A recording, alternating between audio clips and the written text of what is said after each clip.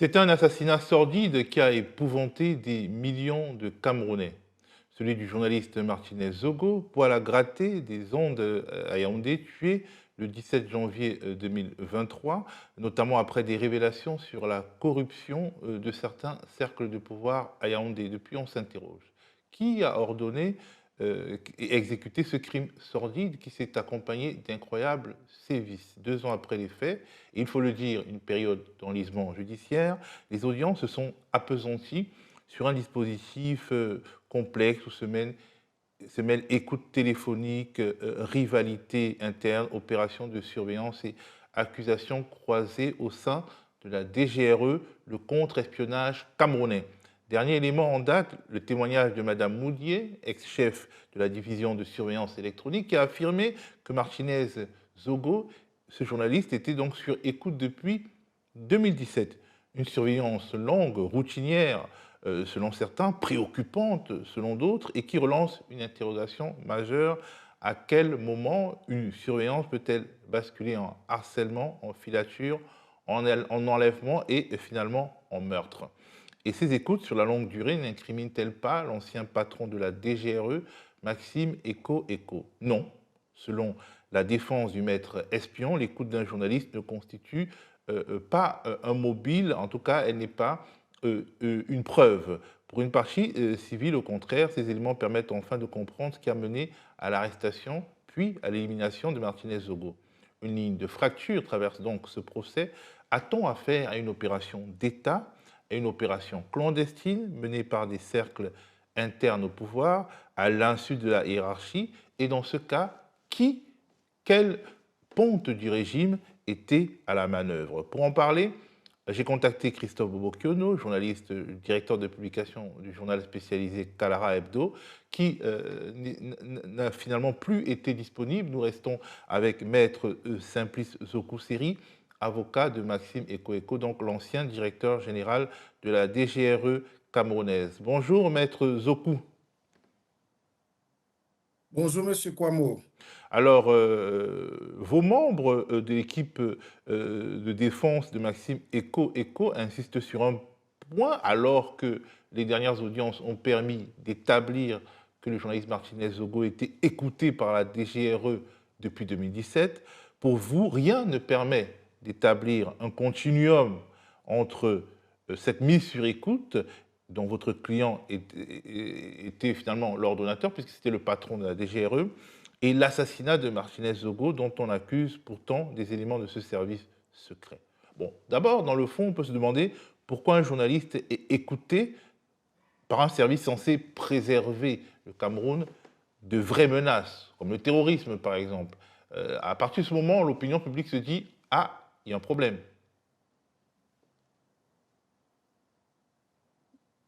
Alors, merci beaucoup. Alors, je commencerai par dire que la DGRE n'intervient pas comme un service sans garde-fou.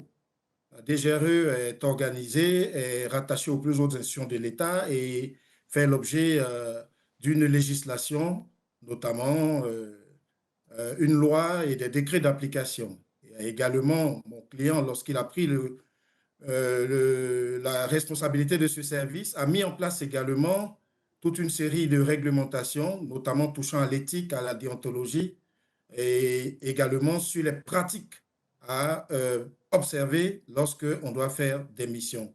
Donc, on n'est pas dans un service où un directeur général est tout puissant, est un Deus ex machina qui prend une décision. Non, il y a des services organisés autour de lui. Il y a un adjoint, il y a un chef des opérations, il y a il y a des conseillers techniques, et puis il y a différents services. Et c'est lorsque des informations remontent des différentes entités du service que le directeur général, après concertation bien entendu, peut être emmené à décider, après évaluation de la situation, qu'on peut assurer le suivi de telle ou telle source d'information. De même, au regard de sa position et de sa collaboration avec d'autres services au sein de l'État, eh bien, le directeur général également, fort de ces informations, peut demander à son service de procéder à un suivi. Et donc, ce suivi concerne les sources potentielles de renseignements et d'informations, et cela se fait sur la base des autorisations légales qui font partie intrinsèquement des pouvoirs et de la DGRE. Et donc, ça se fait dans un cadre très contrôlé. Ce n'est pas quelque chose qui se fait de façon euh, illicite comme on pourrait le croire. Bon, en Et tout je peux cas, vous pour dire, nous, les sans entrer. journalistes, écouter un journaliste, c'est revenir sur le principe de la protection des sources. Mais bon, on imagine bien que les États dans le monde ne sont pas forcément d'accord avec ce principe de la protection des sources et que nous devons nous débrouiller pour protéger nos sources d'information. Mais globalement, pour vous, ce n'est pas parce qu'il a été écouté par la DGRE que finalement la DGRE a ordonné ou bien a exécuté son assassinat. C'est un peu votre thèse.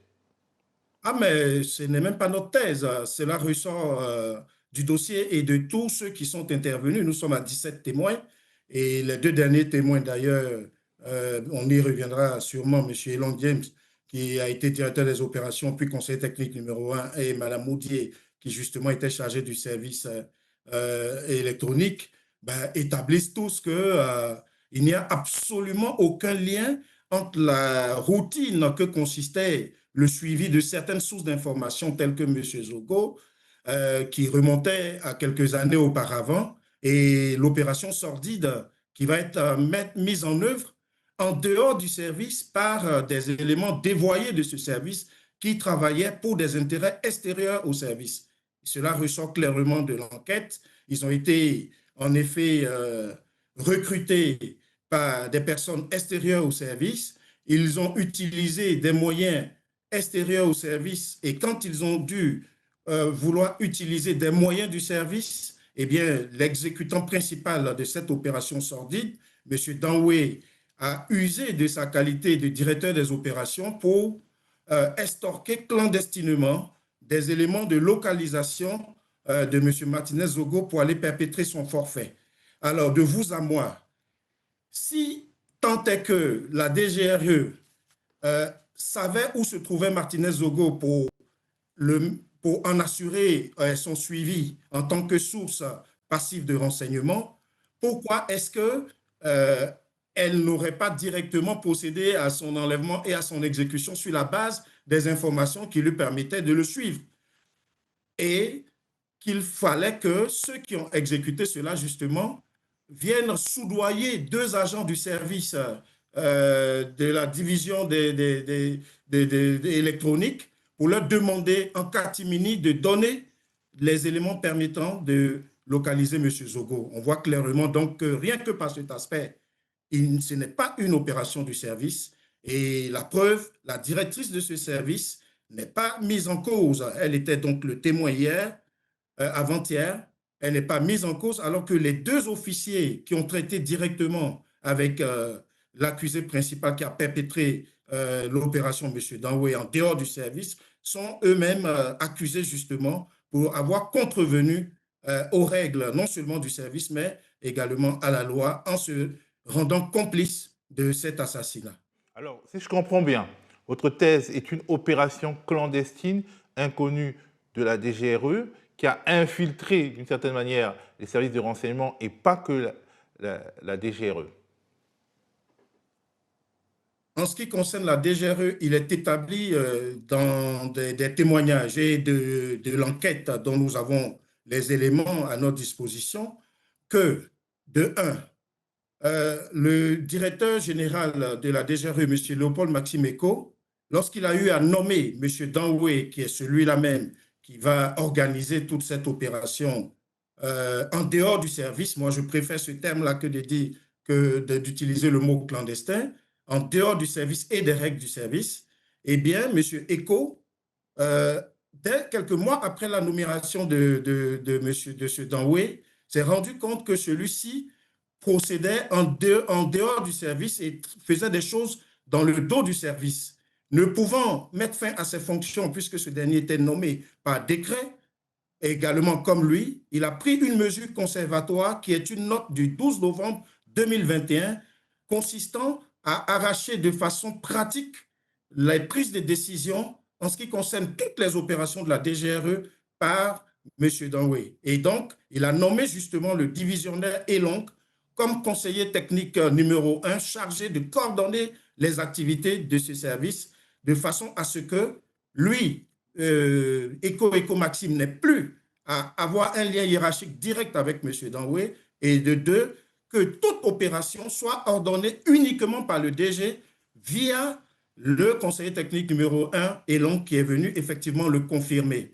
Par conséquent, à partir de ce moment-là, M. Danwé, qui reconnaîtra dans le dossier et même lors des précédentes questions déjà que cette note existait, mais qu'il n'en avait qu'une, en a fait, elle a fait passer par perte et profit et travaillant pour des intérêts totalement extérieurs au service, a recruté illégalement de pauvres soldats, membres de pauvres éléments du service et les a mis à contribution pour perpétrer cet enlèvement suivi du meurtre. Alors, Cela se matérialise très rapidement par deux éléments.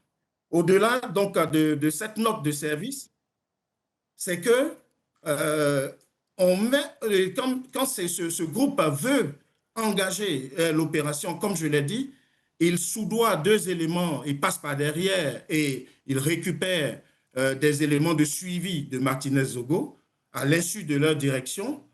Pourquoi? Parce qu'ils savent que s'ils demandent officiellement ce suivi, la direction des services électroniques étant rattachée directement à M. Eco, celui-ci va savoir qu'il y a quelque chose qui se préparait et il n'aurait jamais donné une telle autorisation. Voilà pourquoi ils ont procédé par derrière.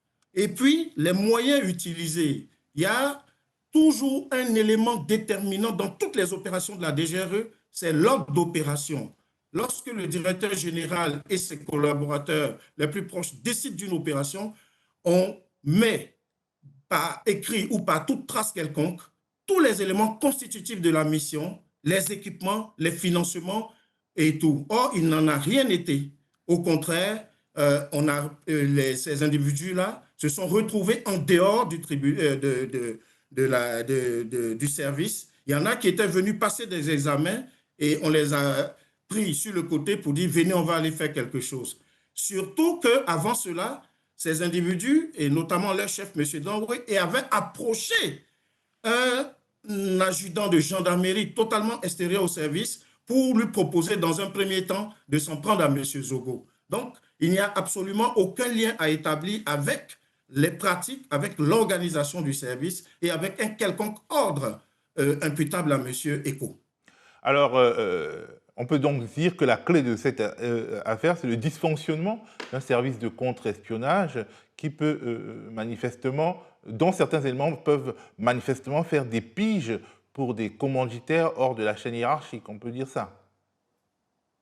On peut dire que le directeur général a pris, quant à lui, toutes les mesures idoines pour que son service fonctionne normalement. La note dont je parle du 12 novembre 2021 en est une preuve. Il a pris des mesures de sauvegarde pour que le service puisse fonctionner normalement. Il y a également un règlement de déontologie et il y a même une des règles qui dit que si vous n'êtes pas d'accord avec un ordre d'un supérieur hiérarchique, eh bien, vous pouvez refuser cet ordre. Si le supérieur insiste, il doit le faire par écrit. Et donc, on est dans une administration aussi secrète soit-elle, qui compte des milliers de fonctionnaires. Il est clair que, comme dans tout service, il peut arriver que des éléments mus par des intérêts personnels ben, puissent poser des actes incontrôlés, mais cela peut, le cas échéant, relever de manquements d'ordre administratif et en aucun moment d'une complicité de torture, comme on accuse notre client, Alors, qui ben justement, manifestement devait être mis en cause à tout prix dans cette affaire, et je pourrais m'en expliquer. alors, ce qui frappe les esprits, c'est que ce responsable des opérations, M. Danwé, qui est d'une certaine manière l'adjoint de Maître Eco, de M. Maxime Eco, charge son patron. Alors, sur ce point, d'abord, lorsque son patron disons, lorsque cette opération survient, et son patron n'était pas dans le service, évidemment, il était occupé à autre chose.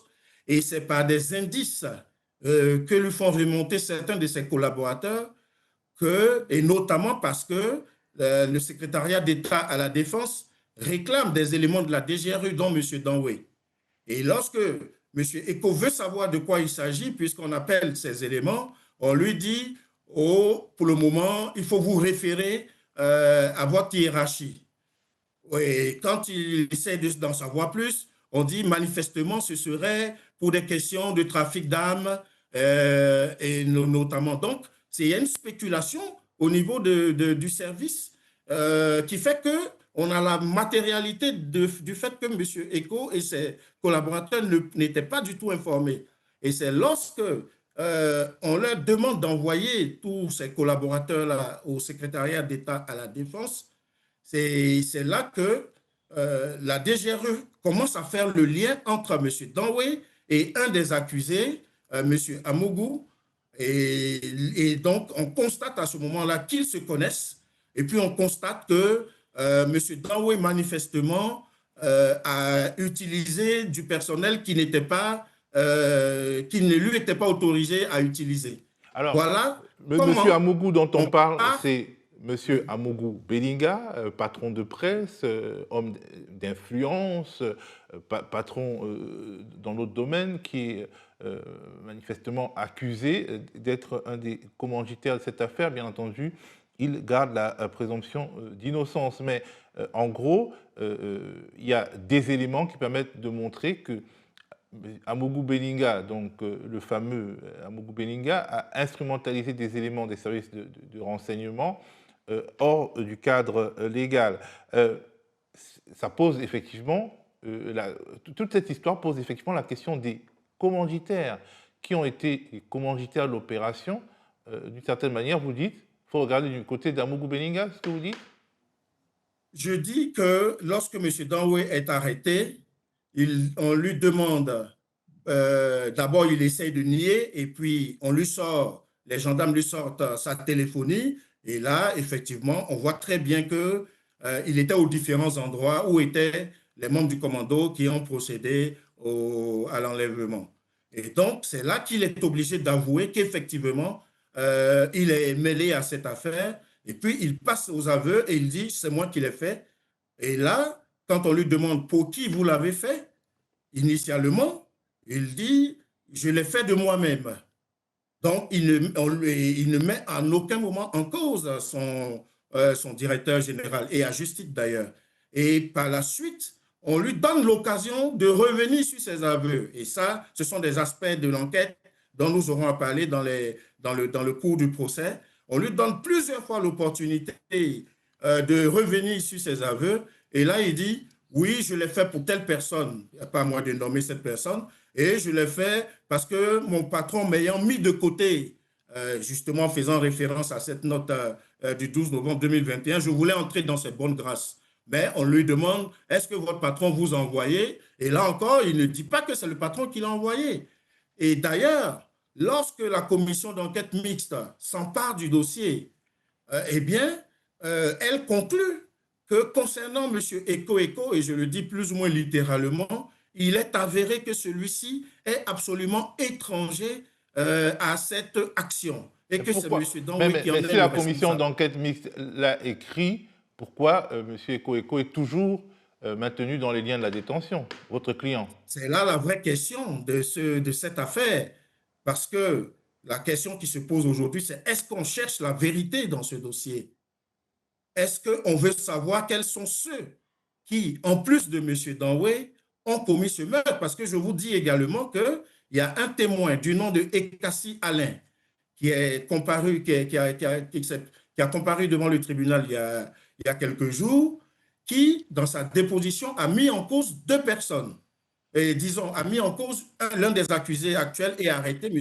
Stéphane Martin Savom, et qui affirme que M. Savom s'est ouvert de ce qu'il était l'auteur ou l'un des auteurs du meurtre et de l'enlèvement, en tout cas de l'opération Diémé Martinez-Zogo, et il a cité deux personnes, deux témoins.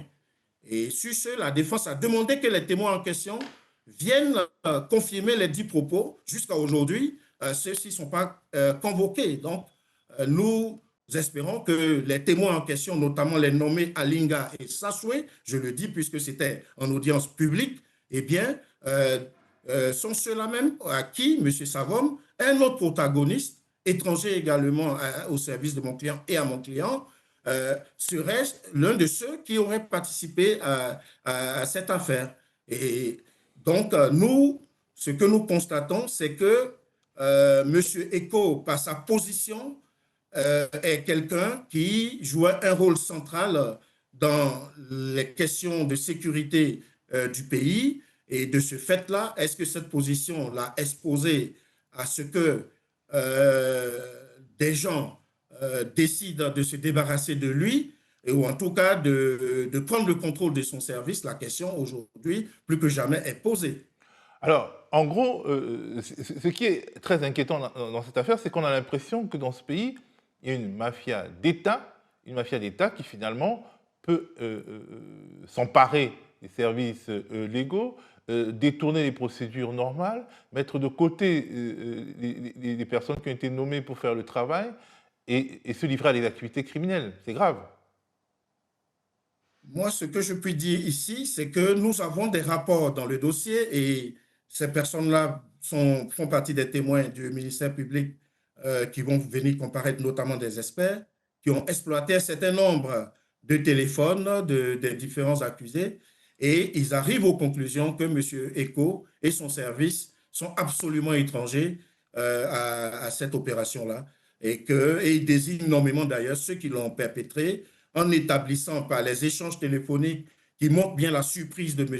Eko, de ses collaborateurs, lorsque ils découvrent tout ça par la presse, que des gens, effectivement, ont agi en se prévalant certainement de la qualité de membre du service, mais en dehors, encore une fois, du cadre. Et je peux même vous citer de mémoire M. Elon James, un brillant personnage comme j'en ai rarement vu, qui dans son témoignage hier a dit que de ses 15 ans au sein de la DGRE, il n'a jamais vu des gens procéder de cette manière. Ils n'ont jamais procédé ainsi et ce n'est pas possible que ce soit une opération de relevant du service. C'est absolument impossible. C'est même incroyable. Il a dit que lorsqu'il y a eu des arrestations jusqu'au dernier arrêté, c'est là qu'il se dit qu'il se rend compte que véritablement des gens pouvaient faire des choses de façon, pouvaient commettre ce qu'ils ont fait. Mais il confirme bien, et Mme Moudi également confirme que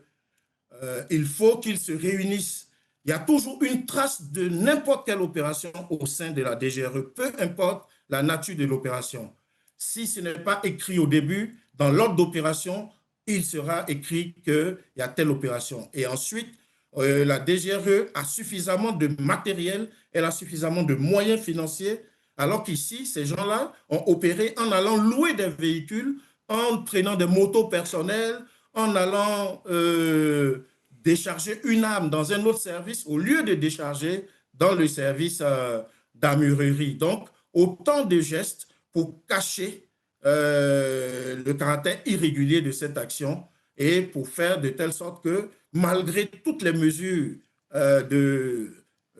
d'administration, de bonne administration, on ne puisse pas savoir qu'ils ont agi.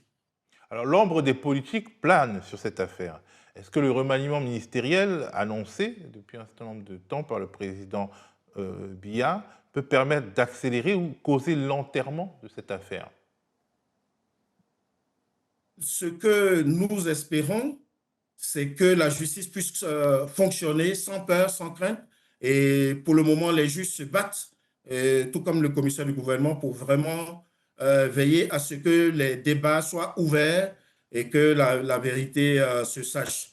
Évidemment, diriger la DGRE, comme c'était le cas pour mon client, en faisait certainement quelqu'un et en plus, c'est une personne d'une certaine rigueur qui avait réussi à faire de ce service, parce qu'on veut l'oublier aujourd'hui suite aux actions de ces agents dévoyés, comme cela peut malheureusement arriver dans toute administration.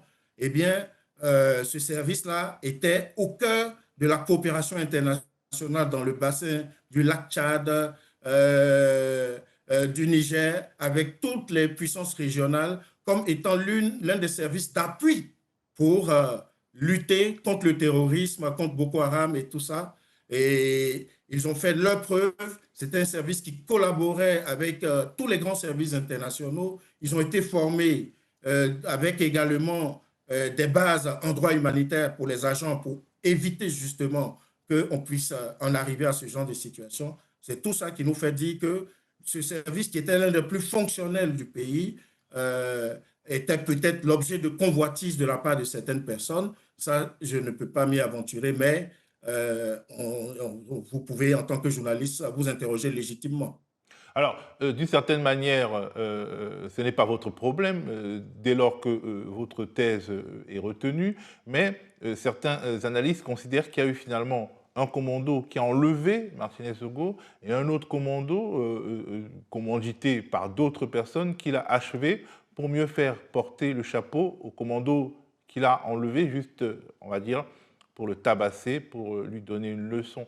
Est-ce que cette thèse, cette hypothèse, au regard du dossier, mais et aussi de ce qu'on a déjà entendu dans le prétoire, est-ce que c'est une thèse qui est possible ou c'est juste une méthode de défense de personnes qui ont à la fois enlevé, tabassé, torturé et tué Martinez Ogo? Okay. Alors, un point très clair, c'est la question du suivi de M. Zogo. Donc, il est établi que ce n'est pas le suivi classique, normal que la DGRE avait fait qui est à l'origine de son enlèvement et de son assassinat. C'est par d'autres méthodes de suivi et avec des moyens, comme je l'ai dit, détournés et en dehors du service, que M. Zogo a été localisé, suivi et enlevé. D'ailleurs, si vous regardez, il est suivi par des gens, il essaie de se réfugier, il s'en rend compte, il essaie de se réfugier dans une gendarmerie et les gens persistent à aller le prendre devant des gendarmes, devant la gendarmerie. Donc, d'abord, ça montre que ces gens-là se croyaient pourvus d'une certaine impunité et puis ça montre surtout qu'il y a des mécanismes dans une opération qui fait que lorsque ce que vous avez organisé comme plan initial n'est pas conforme au déroulement, mais vous décrochez de cette opération.